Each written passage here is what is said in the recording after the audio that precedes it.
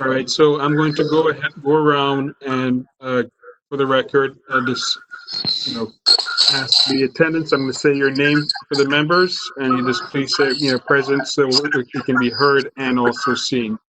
So if the FTAC members, please unmute your microphones now. Barbara Pimentel, are you here? I'm here. I'm trying to fix the camera so you guys can see me. Not a problem. Keep trying. All right, Juan Flores. Juan? Did Juan leave? Give me 1 second, Kevin. I'm trying to coordinate here the microphones so that the committee members are unmuted. Mm-hmm. But I'm just trying to make sure that I have everyone. Okay, so you can continue. All right, so Juan Flores? Juan, you here? Can you hear me? Yes, I can hear you now. Let's say present. Present. Colorado? Present. George Corzo? Present. John Dome? Present. Willie Marr? Present. And Stanley Rigaud? Okay, so Stanley's not here at this time, so we'll and once he gets in, I will mark that down at the time he did. Now, after this now, Barbara, are you there? I'm here. All right, I'm gonna hand over the next portion of the meeting to you regarding the approval of the agenda and the approval of the minutes. Oh, wait. I just lost the agenda. Hold on. Let me, the agenda was on the screen, so now I just lost it. Hold on. No, you didn't lose it. We changed it. Oh, you changed it. Yes. Okay. So that was the agenda for the meeting. Now you're gonna see the slideshow. Alexa off. Yeah. Okay, I got it. All right, good afternoon, committee members and friends of the committee. We want to thank you and I apologize for any technical difficulties. I hope everybody can hear me. If I'm talking too fast, let me know and I'll slow it down. So we're going to call the meeting to order. It's 2:08. Before we go ahead, we'd like the committee members to give us an approval of the agenda. If I can have a motion. I'll move to approve the agenda. This is John Dome. Okay, so John Dome approval. Second. Second by George Corso. Thank you. Thank you, John and George. I appreciate that. Okay, moving on to the next item. And I apologize. I didn't say my name at the beginning of this because I know you can't see me, but at least I want to. This is Barbara Pimentel, FTAC Committee Chair. The next item on the agenda is the approval of the minutes. If we can get our committee members to give us an approval of the minutes, a motion for approval. Yes, this is John Dome again. I move to approve the minutes as written. Thank you, John. Do I get a second? George Corso, seconds. But Thank you, George. Any comments or we're all in favor of the minutes approval? Can we get a yes from each committee member? yes. Yes. We're gonna need your names. George, we got you and John. If we can get the yays from the rest of the board committee members. All right, Willie. Yay, Willie Meyer here. Bill. Bill Arata. Juan. Yay. And Stanley, are you here yet? Okay. And then Barbara. Yes. Yay. Okay. Thank you, everyone. Next item on the agenda is public comments. If we have anybody that has any comments they'd like to share, other than the fact that, wow, I got a lot of feedback. Sorry about that. Let me see if I can turn down my volume or something, because I can't hear myself. Can you guys still hear me? Yes, we Yes, we can. can. Okay. My only public comment I'd like to say is that I hope everybody's taking their precautions and abiding by the CDC and what all the governmental officials are saying. Keep safe, stay your distance, practice safe social distancing, and stay sanitized, please. We don't want any of you guys to come into contact with this craziness that's happening here. So other than that, that's all I want to say. Go on record on that. Oh my God. Okay, I'm sorry. I'm getting really bad feedback. Madam Chair, if I may, I'm gonna mute everyone's microphone right now, and unmute you.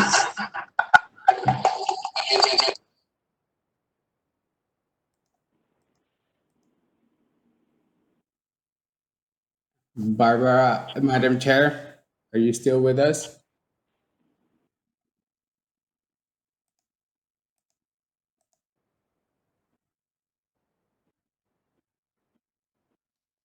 M- Madam Chair?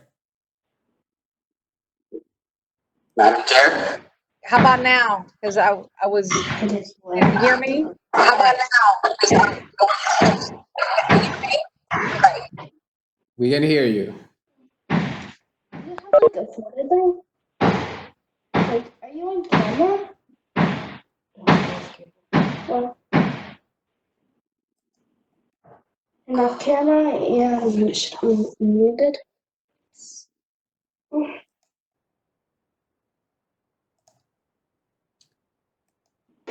I'm gonna need everyone to mute their microphones really quick.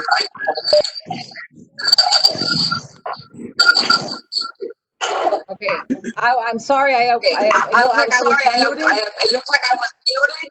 So I apologize. The next item on the agenda is the Smart Plan East and West Corridor Project Update. And Francisco,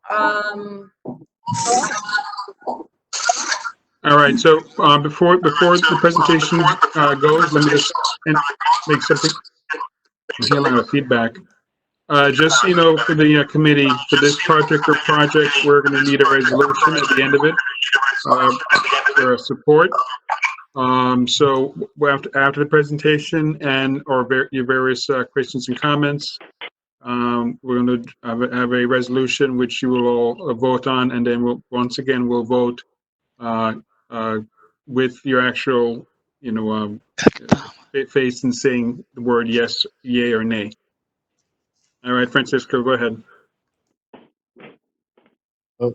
And Ivan, go ahead and put the presentation up. Okay. Good afternoon. Can everybody hear me?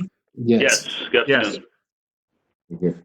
I want to thank everybody that is here today for taking your time out of your day to listen to apparently this presentation that we've prepared for you.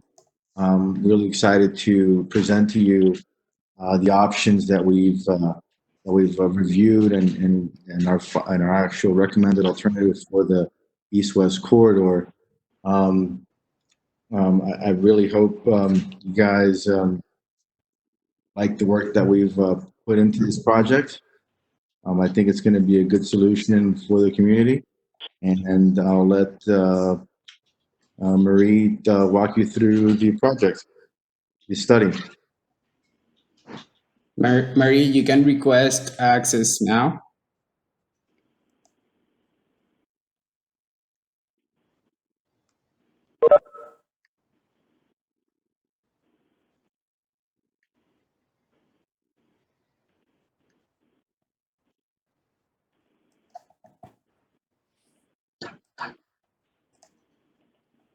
Give me 1 second.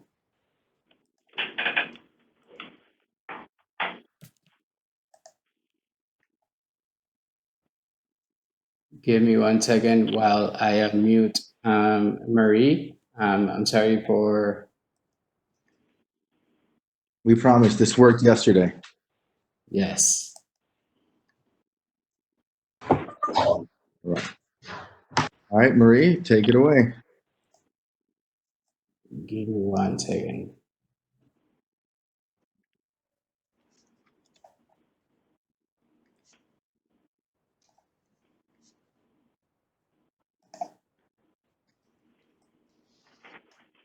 Marie, give me 1 second, please.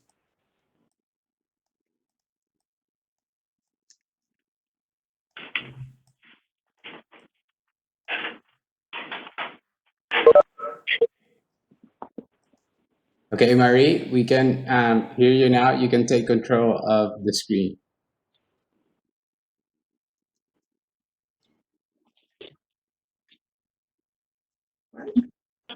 All right. Yes, it does work. All right. Well, thank you, everybody, to allow us to present this project to you. This is a culmination of a couple of years of work, so I hope you appreciate it. Just a reminder, this is the East-West corridor, and it is one of the 6 smart plan rapid transit corridors that have been identified by the TPO. It is, as we all know, a main artery in the region, and it connects a lot of economic engines like Florida International University, my alma mater, and George's too, and downtown Miami to the east, ultimately to the beach, also Port Miami, and the Miami International Airport, which of course it's a major facility when it comes to cargo, which is of interest with this group, of course. So being in the center of the region and mainly the major east-west corridor in the region, so it does experience high levels of traffic congestion. So we'll talk about that a little more. A little bit about the corridor, some facts about the corridor. So it's 10 miles long when you look at 836 within the study limits, which pretty much is from the turnpike to the MIC. 14 miles when we consider BRT, and we'll talk about that a little bit. We have some connections to the Blue Lagoon area where you have a lot of employment, and then 10 miles on the CSX alignment, which is another mode that we are evaluating, taking advantage of the existing rail track right now. The population within half a mile buffer of 836 is 91,000. And when we look at 2 mile buffer is 330,000 people.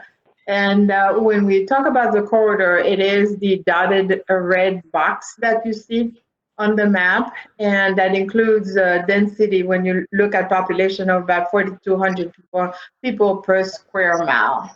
On the employment side, we're all familiar with all of the employment supporting the airport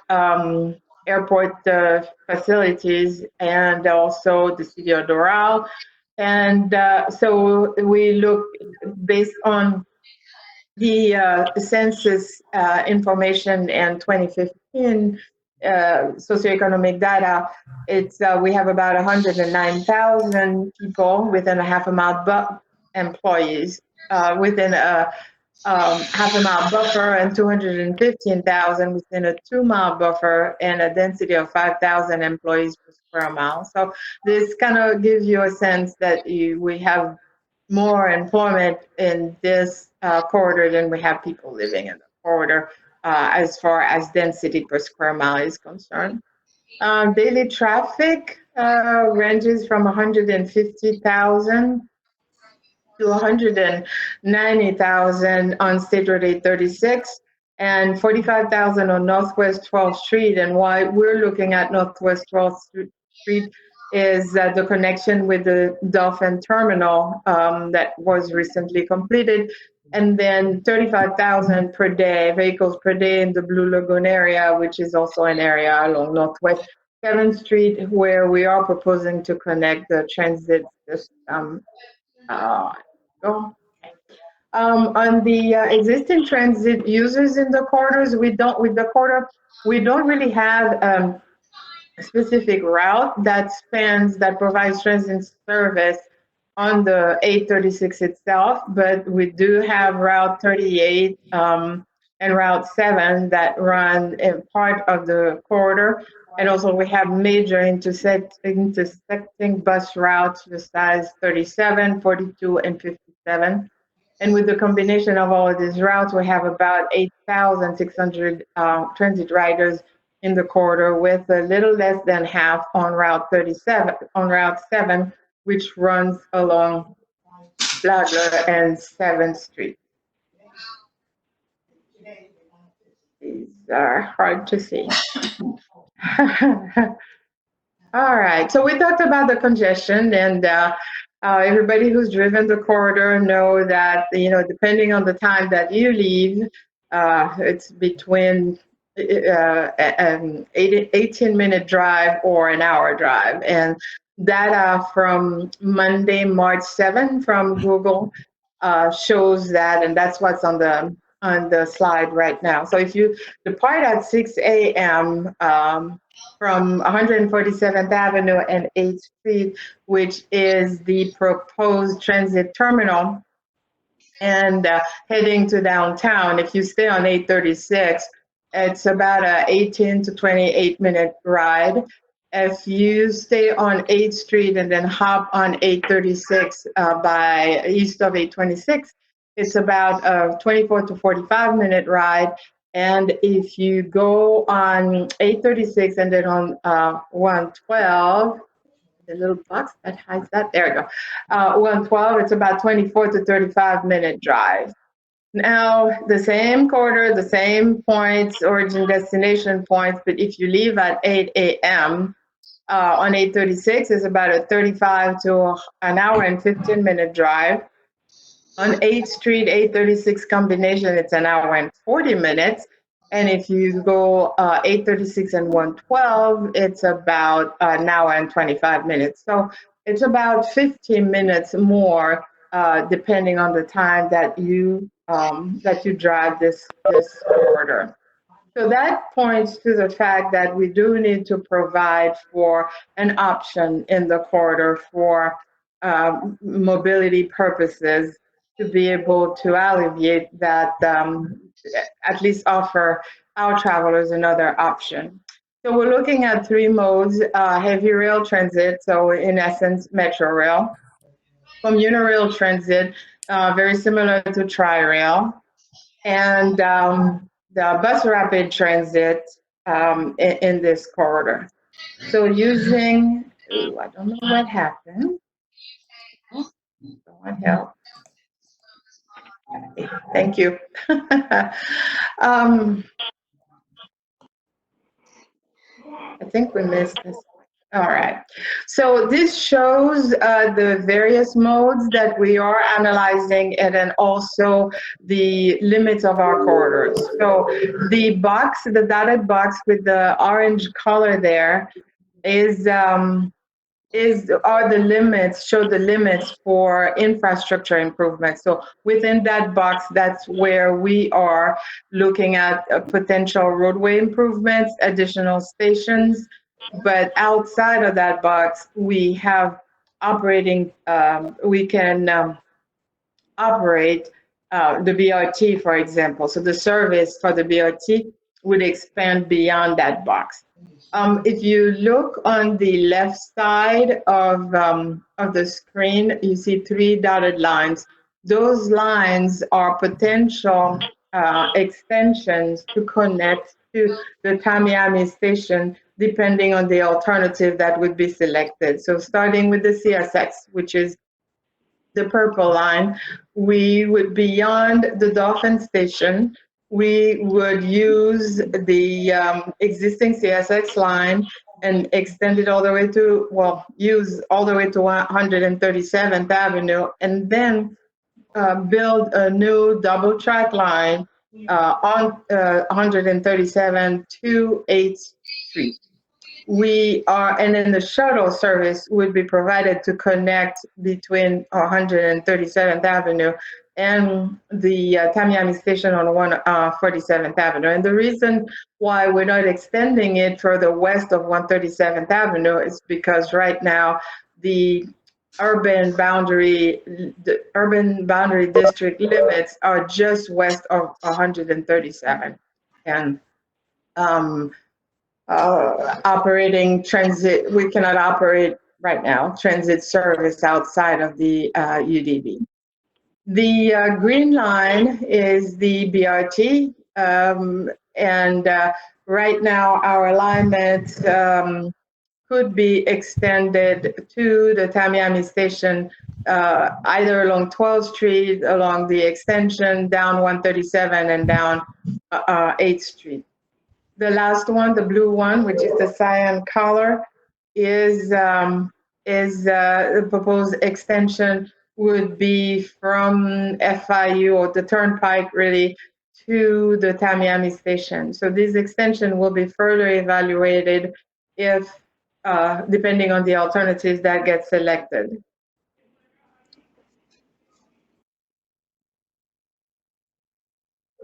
It is not easy to see this. Thank you. All right, so let's talk about the alternatives that we are evaluating. The first one is really our base case. So that's alternative 1, and that includes the 836 Express, the 3 express routes that are currently being planned and going to be in operations very shortly. And we were talking about the 3 express routes. So the pink one, which is Express A line, goes from the Tamiami station, runs on 8th Street, then on 137 on the extension, and then goes all the way to downtown. All these 3 lines, I have to mention that they are point-to-point service. So you hop on at the beginning and exit at the end. There's no stops in between. The B line, the cyan line, is from Panther at FIU, along 8th Street, on Turnpike, and then on 836, and would go to the MIC. And the third line, which is the green line, the C line, would start at the Dolphin Station, hop on 836, and go all the way to downtown. Those 3 lines would be using the express lanes inside shoulders on 836. And as you drive 836, you can see them completed with a bright red color. These, okay. Ivan, you're gonna be, thank you. So these 3 lines are accounted for or are assumed in all of the alternatives that we are evaluating. So the second alternative that we look at is a bus rapid transit. And the red dots are the locations where we are proposing stations. So they're within this infrastructure envelope that I mentioned before. And we have a series of potential bus routes that would provide connection from Tamiami, from Panther, from Dolphin to the major activity centers in the corridor, ending at the MIC, and also providing service, but in mixed traffic, east of the MIC to downtown. But the proposed, as part of this project, the East-West project, only the area between the Dolphin and the MIC will have new stations or will include any roadway improvements. The proposed BRT would all run on the outside shoulder of 836 or inside shoulder if the distance between the station is far enough that makes it efficient. Next one, slide. So in the next slide, we'll be talking about the operating plan, the actual operating plan. So the first 3 routes that you see there, the A line, B line, and C line, those are the 836 Express. And again, as I mentioned, they are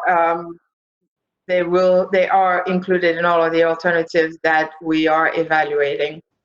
The bottom lines, the 3 ones, are the proposed BRT routes as part of this project. So the pink the pink line would start at the Dolphin, run on 836 on the shoulders, and then go to Blue Lagoon to provide access to this employment center, and then go to the MIC, Miami International Airport, MIC, and then end up in downtown Miami.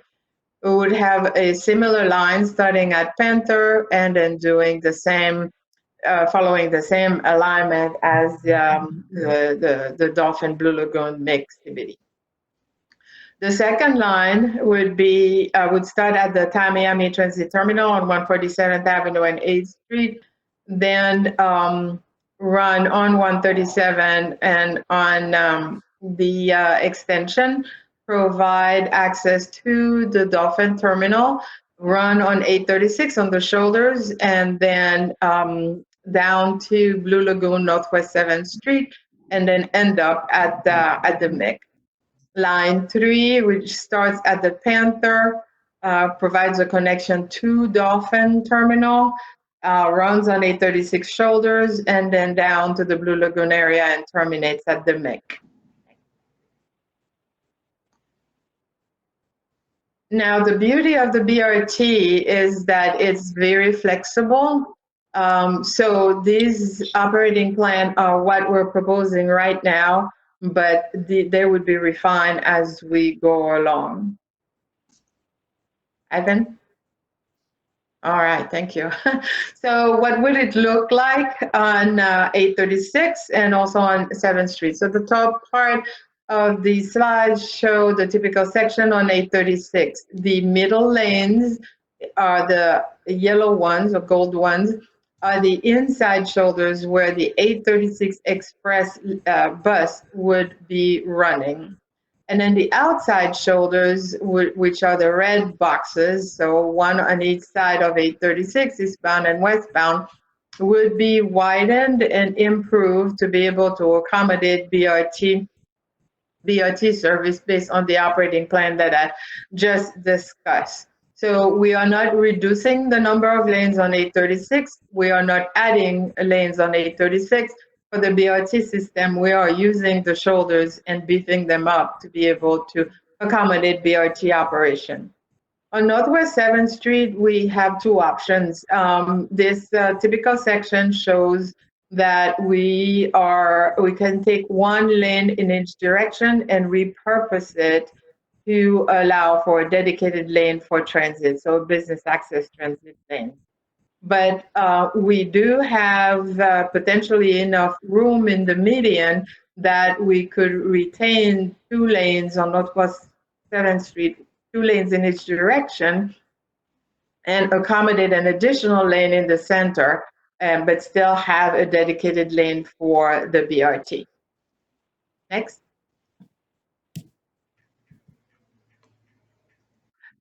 This is the operating plan for the third alternative that we're evaluating, which is the heavy rail transit, which is in essence Metro Rail. And that plan, we are extending the existing orange line that currently terminates at the Miami Intermodal Center, and it would be extended west to the FIU Modesto Maideke campus with proposed stations at every mile, including the Dolphin Terminal. And so these stations the location of these stations and the number of stations also would be refined as we go along, we go through the process. The dotted line that you see on the west to the Miami station is the potential extension if the HRT alternative, the HRT mode is selected. The HRT would run at 9-minute headway, 15-minute headway, and you could hop on at FIU and ride the line without ever getting off the train all the way down to Density. Next. So these are the typical sections. So the top part would be what the Metro Rail line would look like on 836. The gold boxes, the yellow boxes in the middle are the inside lanes where where the 836 express buses would be operating.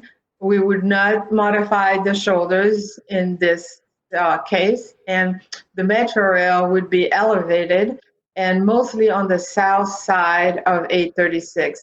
From FIU, it would have to cross the turnpike to get to the Dolphin Terminal, and then from the Dolphin Terminal, it would have to cross 836 to get to the south side of 836. On Northwest 7, we would maintain the 2 lanes of traffic in each direction, and the Metro Rail would run elevated in the median. Next.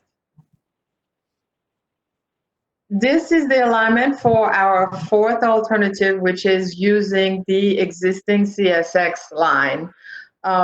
Because CSX would still maintain freight operation on the CSX, we would need to double track the existing line, so build an additional line, but the commuter service would operate on both tracks. It would run on the existing line, so from the MIC running north and parallel to 836 to the Dolphin Station. The Dolphin Station would be pretty much at where the line, the CSX line is currently. The dotted blue line is what we talked about to the west of the screen there, to the west of the turnpike on the left side of the screen. The dotted blue lines are the potential extension of the CSX. So between the Dolphin Station and 137, we would use existing tracks, double track that. But then from 12th Street south on 137 to 147, we would have to build 2 new tracks. And the oval on the west side here, which shows that a shuttle would need to be provided to connect 147, the new transit terminal at 147 and 8, to the station, to the end station of the CSX at 137 and 8. Next. This is a typical section of what the CSX, the commuter rail transit alternative, would look like. As you can see, we are assuming a double tracking to be able to allow a 10-15 minute peak headway for the commuter service. The stations would be very similar to what you see on Tri-Rail, where you would have an overhead to allow for pedestrian crossing from one side of the track to the other.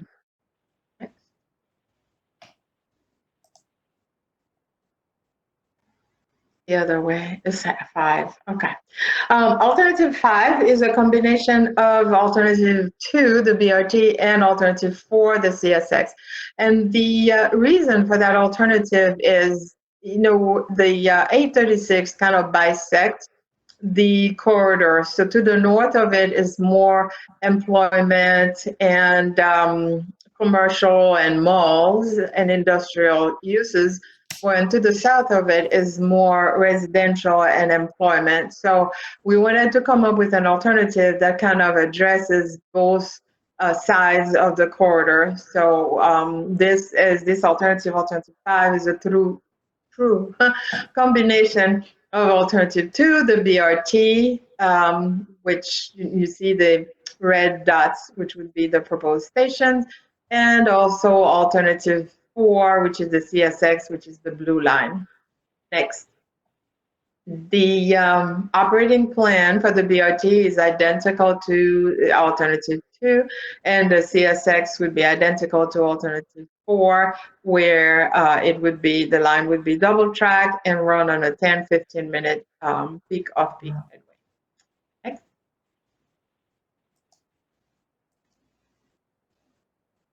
To be able to identify objectively which alternative should be recommended, we looked at 3 groups of criteria. So cost and implementation timeframe, mobility, and social and physical impact. So I'll go through each of these criteria and the results of the analysis, comparing all of the alternatives to all the alternatives that were evaluated. So next.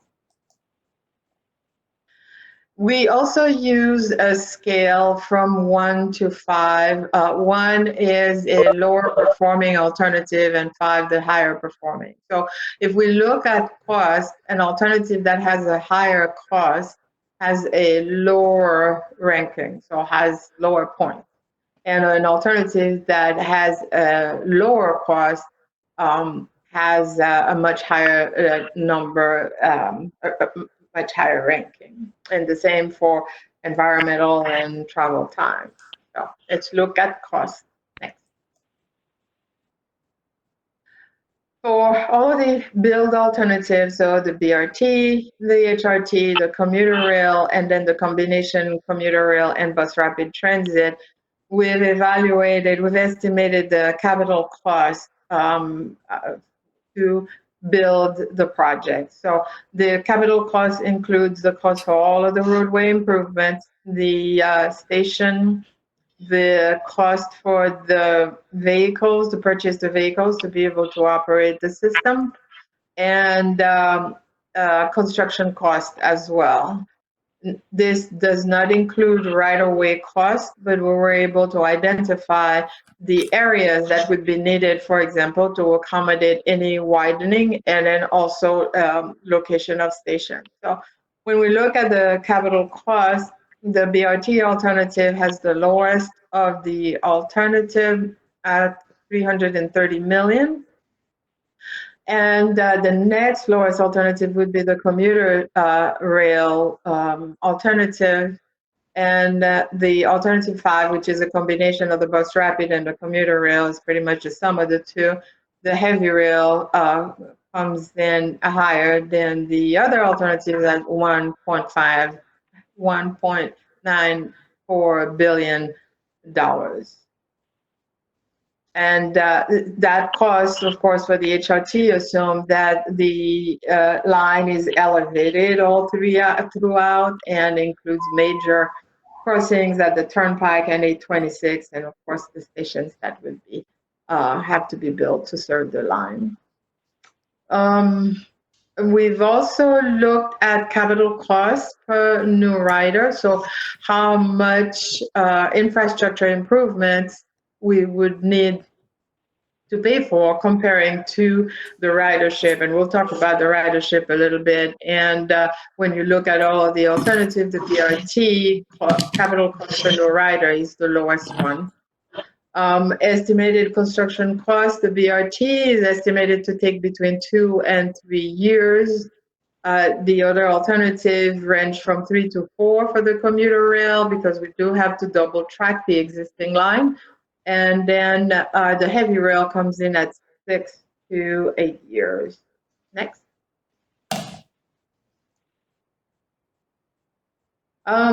Because the goal of the study is really to improve mobility in the corridor and to provide mobility options. So we looked at a few criteria. One, let's just talk about a couple of them.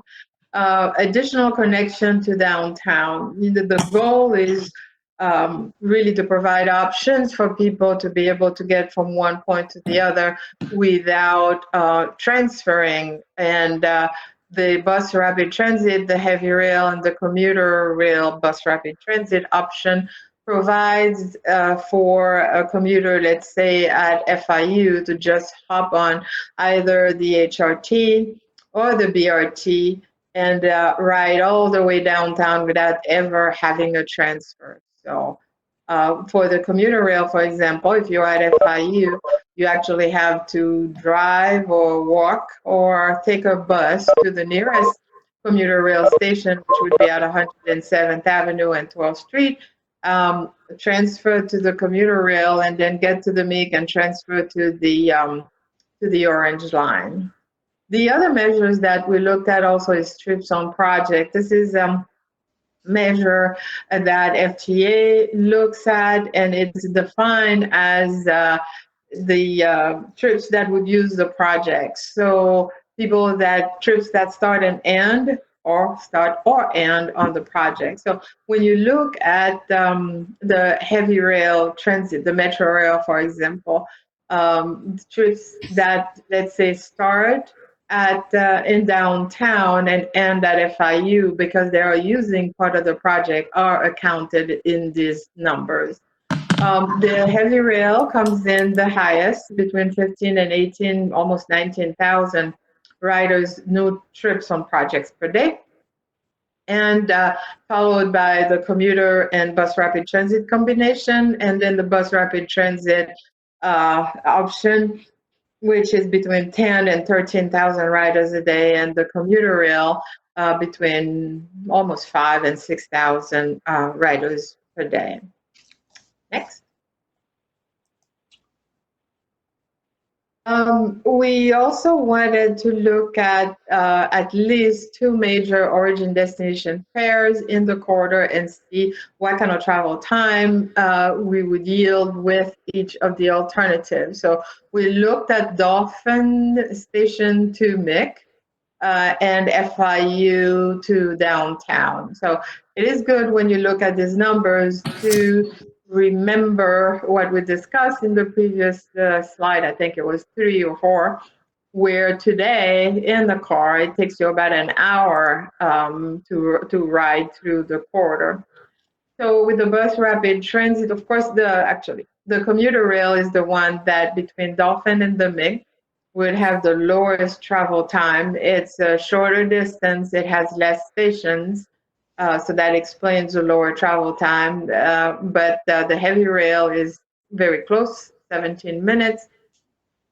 And the bus rapid transit and the commuter transit, because the value that we actually use for alternative 5 is the bus rapid transit travel time is about 25 minutes. When you look at travel times from FIU to downtown, the CSX line would be the alternative 4, would take you the longest for the reason that we explained before, that there's not a direct connection between the CSX and FIU, so you have to transfer twice.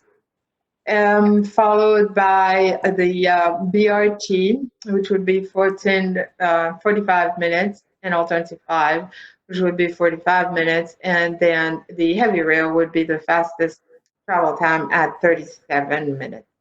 Next. But still, it's almost an hour savings.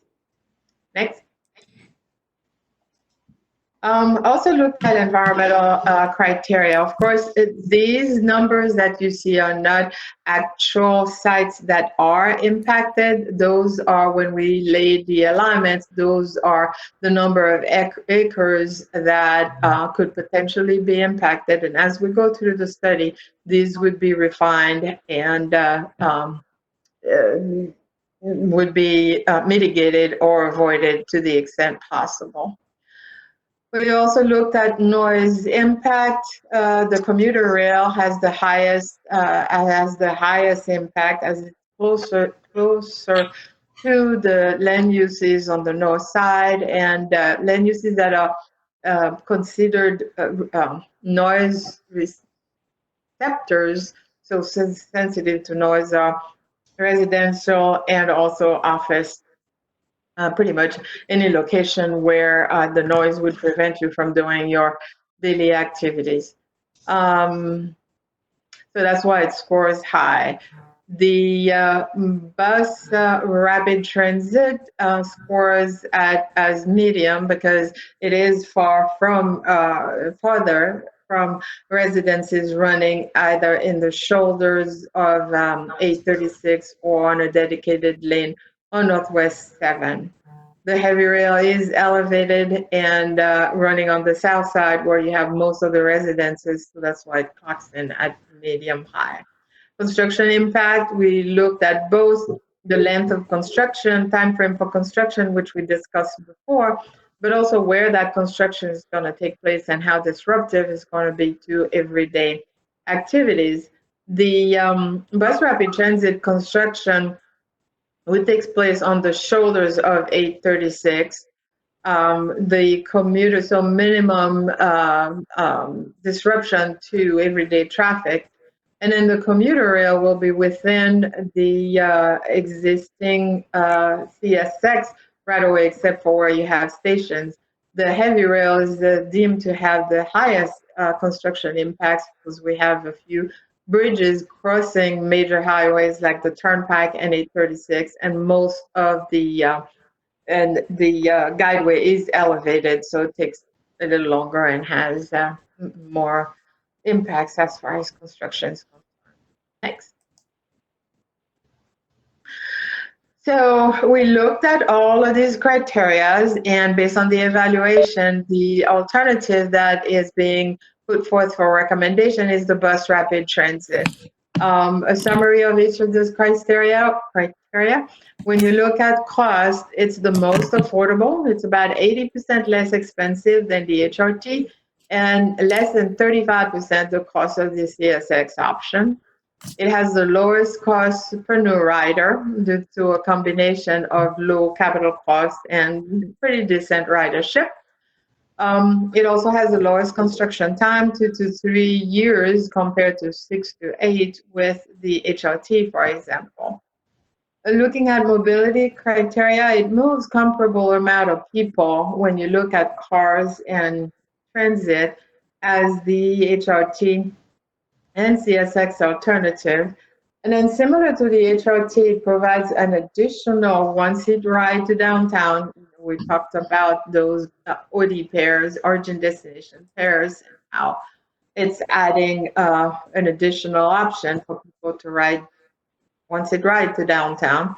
It has most competitive travel time from FIU to downtown, which should be a big market. On the environmental side, it has minimal noise impact and also minimum construction impact. So, next.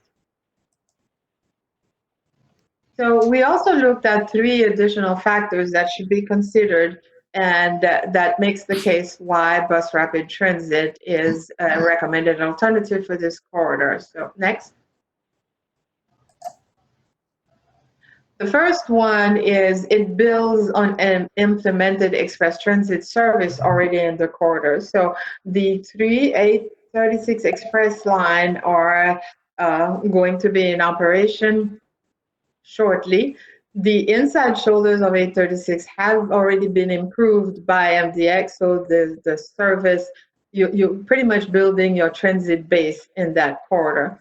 So having BRT running on the outside shoulder, potentially in the inside too, on the outside shoulder, and then connecting all of those major activity centers in the corridor builds on this already planned and implemented 836 express service. Next. It is also part of an incremental approach strategy. So we have the 836, which express, which is the base, and then the east-west would come with the set of BRT that we identified. But then the SMART plan also has 2 BERT, bus express rapid transit, on the Turnpike. One north that would connect Broward and northern Miami-Dade, and then one south that would connect Cutler Ridge and all of the areas in Kendall, south of 836.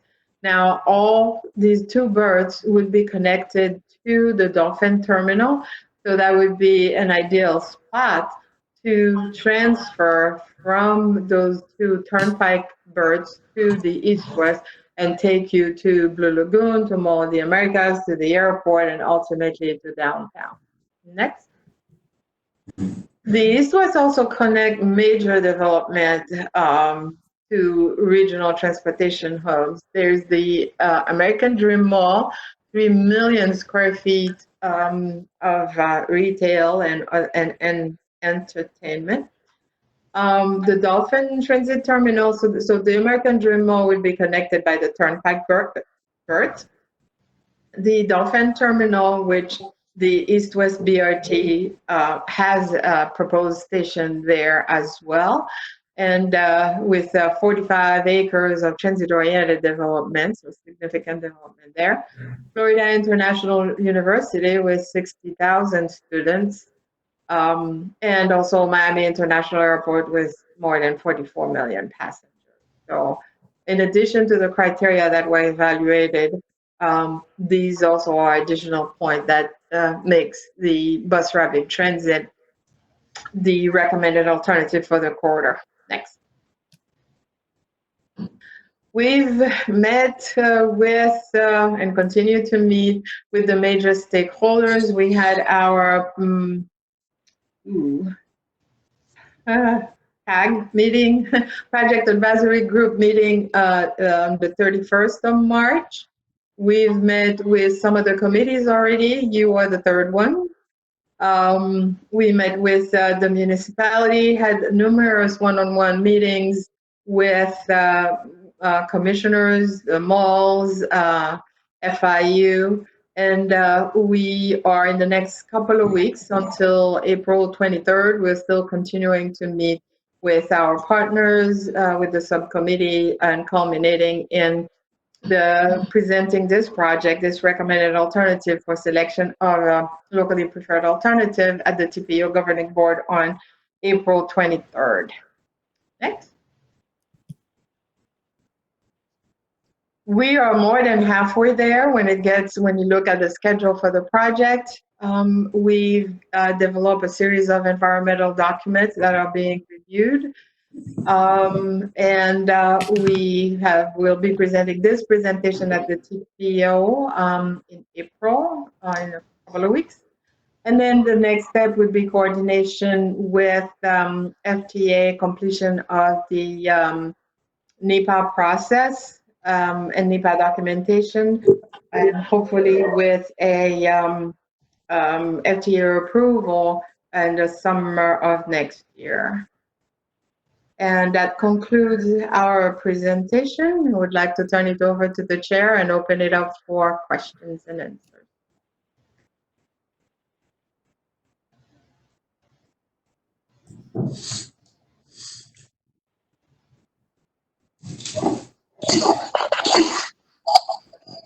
All right, Barbara?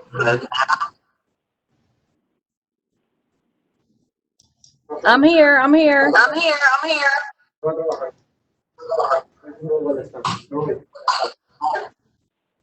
right, so Barbara, if you have any, have you lead off if you have any questions. No, I was going to put it out to the committee members to see if they had any questions that they wanted to ask. We wanted to go ahead and draft a resolution to the support of the. Hey. Hello. Sorry about that. I started getting some noises here.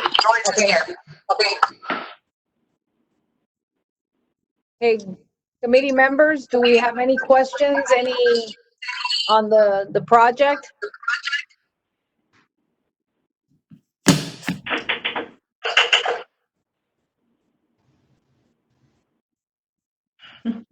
Yes.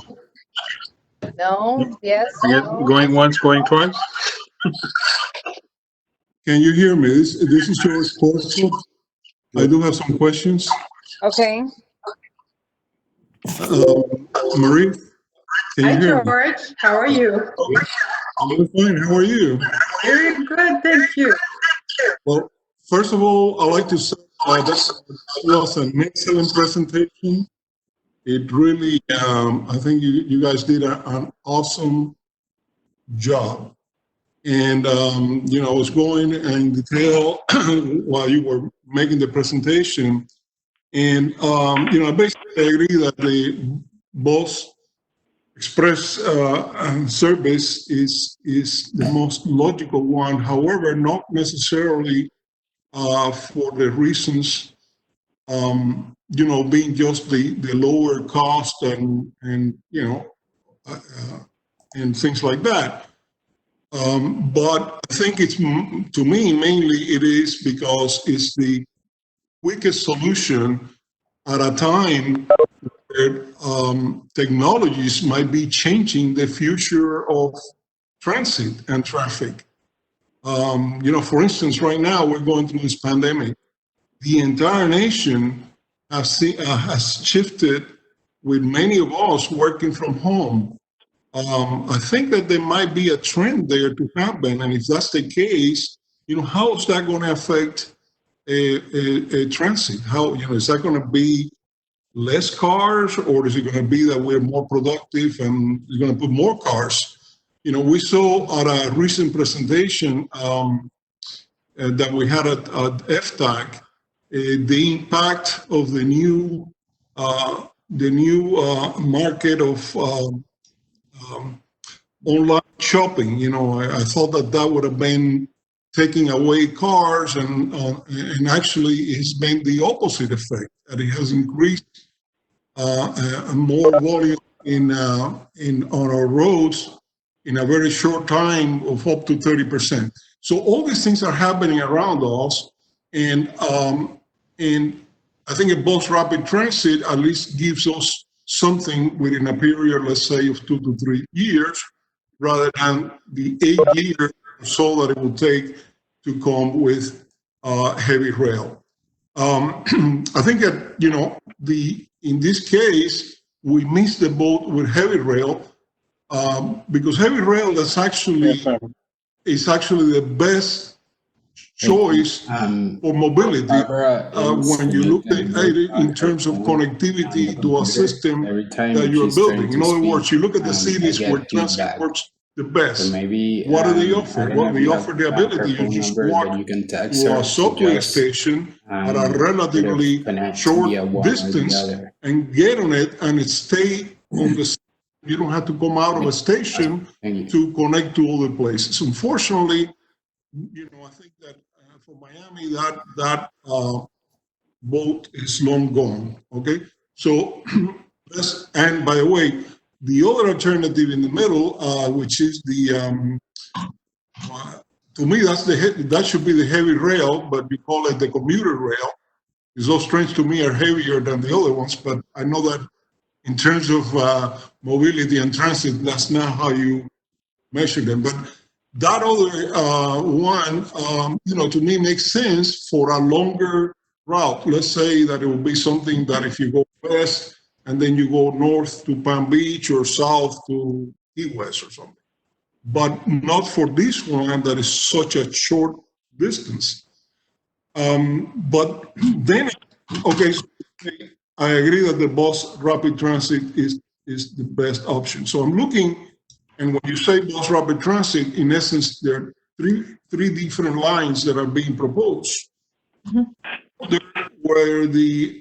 And you have two that will stop at the MIG center, and one that I'm not sure exactly how it's going to go, but it's going to go to the downtown. Am I correct on that? You have two that ends at a metro rail, and one that it's going to downtown Miami.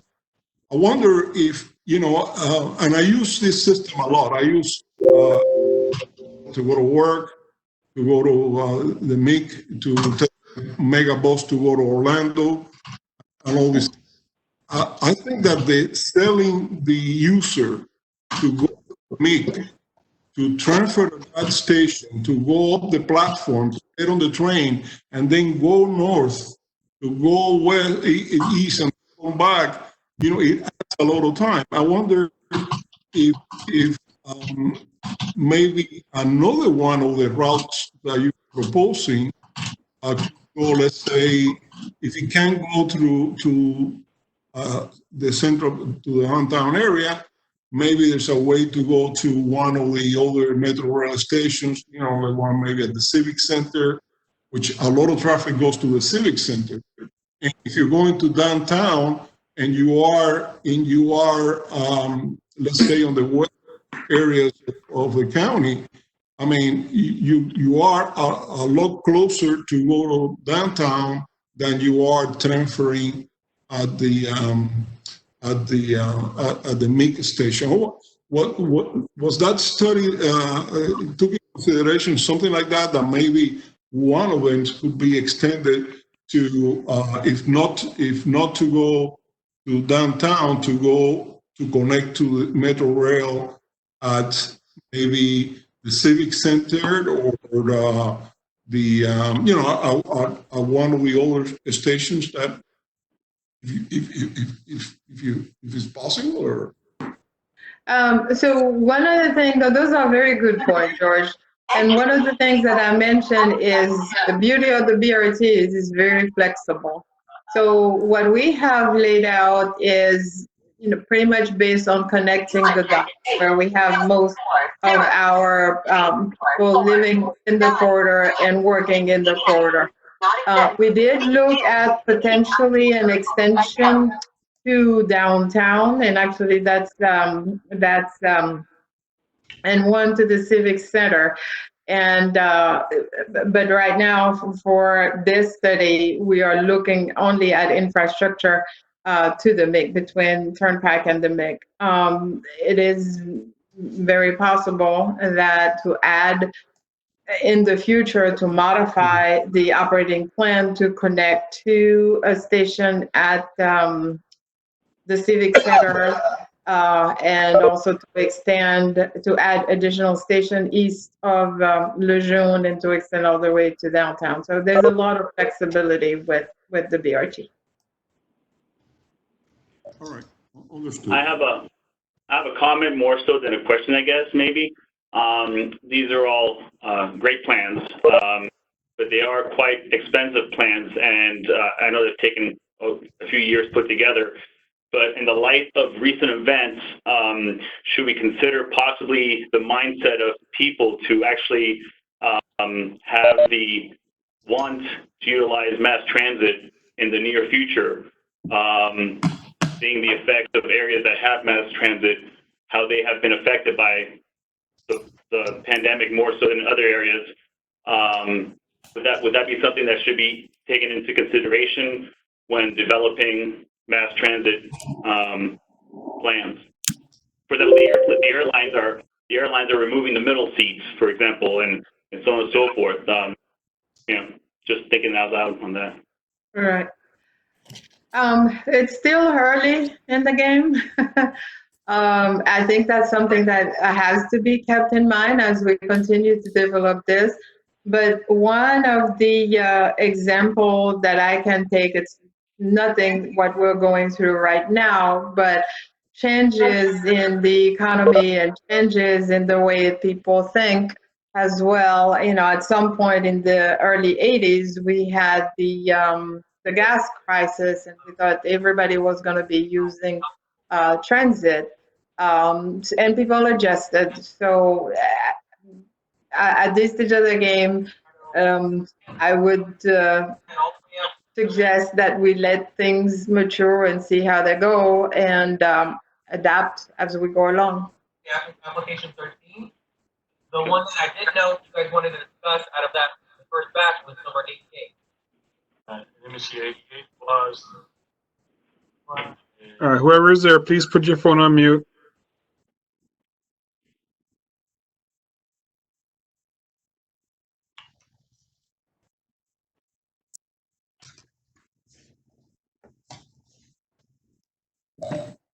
So I'll make a motion if if you're ready Don for it. here. I wonder if I could ask a Oh, question. sorry. If you can hear me, okay. Go ahead, John. Okay. How do you propose to actually cross over the rapid transit lanes for freight, for anything? And the two problems I envision on both 836 and Northwest 7th Street in particular would be cars that pull over, that are stopped for various reasons to disembark passengers, breakdowns, everything imaginable, and also freight deliveries. That was a question we had back at the Flagler Street presentation. How do you actually cross over that lane and be sure that a bus isn't coming, to avoid collisions, and avoid the businesses and everything else becoming isolated? Mm-hmm. So the operation would actually be very similar than what you have today. So if I have a truck that is, let's say, on Northwest 7 on the left lane heading eastbound, to be able to cross to deliver to the right side, they still have to compete with the cars that are on the curbside on the right lane. So the situation would be similar with the BRT, except that you wouldn't have that many vehicles in that lane, because that lane would be BRT only. One of the things that with all bat lanes, and there was the same situation with Flagler as well, is enforcement. And you talked about vehicle breaking down or people not Yes. observing the red lanes. That is frankly a situation that we've identified in all of these projects, and there are ways to go about it. One of them is to do video detection and be able to issue tickets via videos and cameras. But that would require a change in the legislature to allow to ticket people through cameras. So enforcement is something we don't have a 100% solution for that. We are looking at using roving patrol road rangers the same way that they're operating today on 836. Because that's what is at our disposal for the time being. But it is something that in the back of our mind, and that's something that we'll need to look into a little further. Yeah, that's what I was kind of wondering, if a bus is, or if a vehicle is actually parked in that lane or stopped, how do you clear it out without just creating a terrible mess there on any of the roadways? Yeah. For that, it would be the same situation, today on 836, for example, or just Yeah. rapid response from the road rangers. The other is a great point that George made in terms of looking into the future. Do you find with all of your analyses that the BRT is the most flexible going forward in terms of looking at other types of vehicles that might be delivering people? The BRT is the most flexible because you can change the operating plan. So right now we have identified the 3 routes to provide service in the corridor. In the future, or as we go along and continue with the alternative analysis, we may not have all of the stations that we have because they're not collecting enough ridership. Instead of having us stop every mile, we may skip some. So it gives a lot of flexibility. And right now we have the 3 routes that we've identified. And as we go through the study, maybe we'll end up with a 4th one, like George mentioned, one that goes to the Civic Center because there's a big market there, or with only 2 because the ridership is not 100% justified when you compare it to the cost. And the infrastructure as well to accommodate the BRT, just comparing, widening the shoulders of 836, repurposing a lane on 7th compared to an elevated rail line.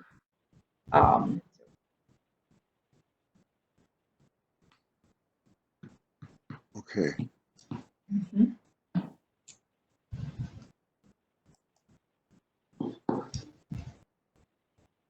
Okay, can everybody hear me?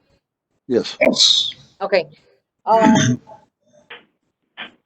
Does anybody have any other questions? Because I want to apologize because I'm not sure if anybody else is having. I'm getting breaking up in the conversation. It's like it comes and goes, so I'm not sure if it's just my computer or because I've been having trouble connecting to try to do. I've been trying everything to get my camera to work, but it isn't happening. So guys, I'm sorry, you're not gonna get to see me today. I know you're heartbroken, but We're not, then hold on. And so we have things for, I think, for longer than 6. We have 21, 22. I didn't catch hardly any of that conversation. Who was that was just talking?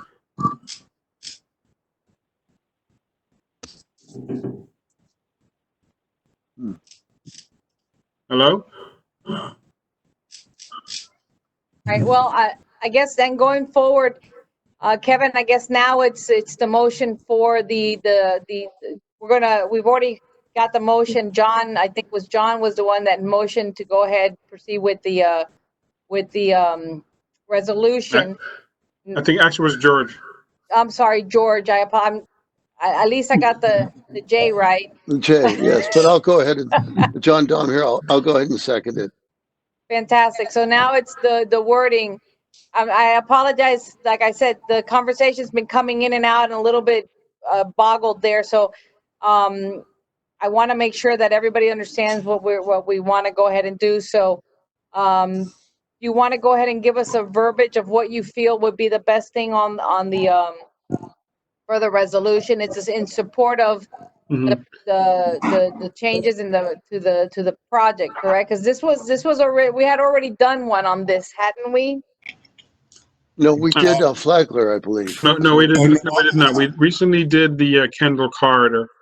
Kendall corridor. Yeah, Kendall corridor. But I've drafted a resolution, and some of it has the standard whereas clauses. And listening to the comments that we had, there weren't any suggested changes or concerns or things like that, which we had on one of the other ones before. So the way the resolution will read after the standard ones will be that whereas the Miami-Dade County Department of Transportation Public Works study team presented the East-West Corridor Rapid Transit Project to the FTAC, recommending alternative 2 as a preferred alternative. And whereas FTAC reviewed the East-West Corridor Rapid Transit Project presentation and supports alternative 2, BRT as the LPA due to it being the most affordable and requiring the least amount of construction time. And based upon what I heard, especially from George, time is, and flexibility is a major component. And then that would be that. Then we just do the now therefore, and then I already have the resolution being moved by George Corzo. The motion was seconded by John Dome, and then we put up to a vote. Okay. To committee members, are we okay with the wording that Kevin just gave us? I am. Yes. Yes. I am too, All right. Barbie. This is Stan. Okay. Okay. Right, so Okay, I'm so going to then we're go. going. Kevin, you're going to go ahead and do roll call so we know the yays or nays. Yes. Okay, perfect. All right. All right. So we're going to start off with Bill Arata. Yes. George Corzo. Well, obviously yes, because you put the motion, but you still have to say yes for the record. Yes. John Dome. Yes, affirmative. Willie Marr. Yes. And Stanley Rigaud. Yes, agree with the language. Vice Chair Juan Flores. Yes. And Chairperson Barbara Pimentel. Yes. Okay. Motion passes unanimously 7-0. Right. So the next step, according to Stan, this is supposed to be going to the TPO board meeting on the 23rd. So this resolution that you're passing, which by the way is number 2 of the year. This is your second resolution. So this is FTAC resolution 2-20. And this is going to be part of the record that's sent to the TPO board for when they are reviewing the LPA. Okay. Perfect. And if there's anything else, then this particular agenda item is now complete. Okay. Thank you very Mr. much. Chair. Thank you. Okay, then, Thank you. thank you so much. We really appreciate it. Then back on to, are we doing the FDOT Golden Glades or? Yes, we are. No, we're not going to do that one. It was left on the agenda just because it was already advertised as, so that will come back at a later date. Okay, perfect. So then it's on to you, Kevin, to take over old and new business. Mm-hmm. All right, so new and old business, we have the usual FTAC attendance report, which was in your agenda package. Everybody's here today, so that's a good thing. And this is our fourth meeting of the year, and so everybody's been attending the meeting, so there are no attendance concerns or issues. Our next meeting date going to be May 13th, most likely in the same kind of format we have right now, virtual. So that's it for new and old business. And then the next slide, please. Ivan. Next slide is now member comments for anything in general.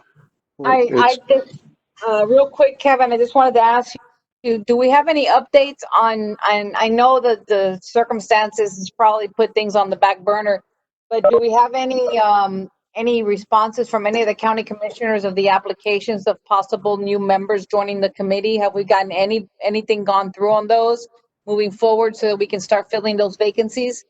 No news to report, unfortunately. I've had a couple have been people have expressed interest and have forwarded their names and their resumes to forward. So hopefully that we will be able to get some appointment real soon. The next meeting, of course, is on the 23rd. They have a lot of other things going on, but hopefully we will have one or maybe two names chosen. We've had people. I've had people express interest, and one of which was a person who does shipping in the Doral area. So hopefully that we'll get forward.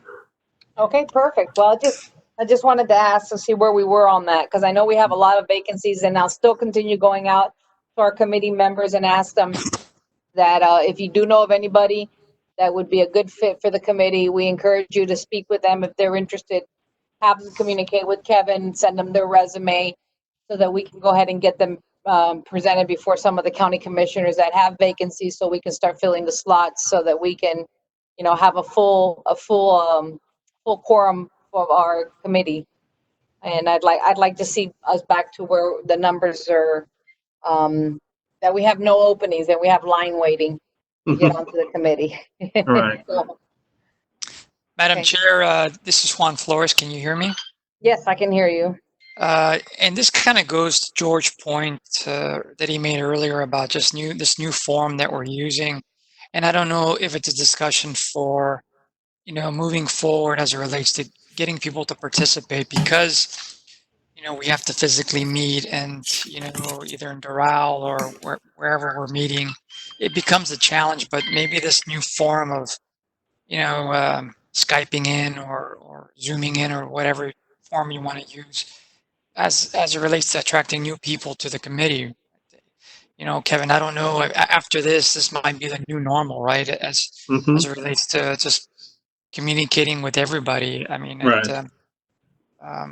I don't know if that's something, Lady Chair, that we want to look at or recommend, or, I actually think it's a great idea, Juan. I think, at least making one meeting mandatory right. throughout the year, or maybe two, at least one, first half, second half, and something like that. So at least, and it gives us the flexibility of being able to do it. I mean, unfortunately, myself, I'm talking, but I can't. I can see all of you guys. I see them all. I see all you guys. Yes, I can't. No one can see me. So we just have to work out the technology and all the glitches and stuff like that. But I think it's a great opportunity for us to adhere to the new norm, because I think this is going to be our new norm. I mean, I don't think we'll ever go back to being normal again. I think this has changed everybody's life for better or for worse, however we want to look at this. But I think our new norm is going to be a less touchy-feely environment. Hmm. Well, I guess on that note, it's John Dom. I should thank Willie Maurer then for hosting us at Costa Farms. It's an outdoor event, so I guess we'll timing. always be safe with that. But thank you, Will. Your hospitality was extraordinary. Yeah. That was a great I'm glad. experience. And Kevin, I will have those pictures. It's been a little bit difficult with the marketing team all working from home, but I will be getting those pictures by the end of this week to forward to you. I know you had asked for some pictures. Yes, because we want to update the FTAC picture on our website, so that'd be good. But it was By the way, definitely. But if you know having the tour at the homestead facility, like I said, that was the last in-person meeting for a while. It was a way to go. Yeah. Good. Willie, is your team still working? Or do you have a group still working I'm at in the the field? office. Yeah, I'm at the office. So transportation and operations is still working. We're still we're agricultural, so we're allowed to keep shipping. And the stores we ship to, which are the Lowe's and Home Depots of the world, are still open. Yeah. We're Good. allowed, and Good. you know, and we see it. You know, we've gotten a lot of feedback on our marketing on our webpage from people saying, you know, that they're gardening with their families, and it's really helping them, you know, keep busy and decompress from what's happening. So, Victory we're still Gardens. open, but it's nice to know that we're, you know, maybe helping a few people get their minds off what's happening. You are. My family is definitely one of those. So thank you. Sure, You're of course. helping people. You're helping people stay sane. Yeah. Yeah, thank you. exactly. By the way, Willie, I posted some of the pictures along with a few on my Facebook account, and everybody commented on the, you know, about the place. It's like, you know, it was incredible. It definitely was a highlight of our program this year, visiting Costa Farms, and Yeah. there's a picture of John Dom inside that round display. Oh yeah. That you guys gotta see that. That was so funny, and so I'll send some pictures as well. But Great. If you can send them to Kevin, if you can send them over to Kevin, that way he can Yeah. share them with the rest of the group. That'd be great. I'll do that too. Yeah. We'll do. Okay. Right. All right. Well, with that being Thank you. said, it looks like we're almost right on schedule for adjournment, and we don't have any other comments from members out there or anything else, do we? No. No, all right. All right. Well, like I said earlier today, I just, you know, everybody please stay safe, keep your distance, stay sanitized. I still can't believe it. I say those words today. But you know, try to make this as, you know, take this as an opportunity to get to know your family again. That's a good way of looking at this. I'm lucky. I know my family really well, so I'm in the office. Me too. Sometimes you need a break from your family, but we're fully operational here at SPR, so we haven't shut down. So we're, you know, as a food distributor, we have foods here. So, you know, we're continuing, but I keep everybody keep safe, stay home, you know, just do all those honey-do lists that you never get around to do it. This is a good time to do them. All righty. All right. All right. With that, meeting adjourned. Time is 3:28 p.m. Thank you, Kevin. Perfect. All right. Bye-bye. All right. Bye, everybody. Take care, Bye, guys. people. Bye-bye. Thank you. Bye-bye.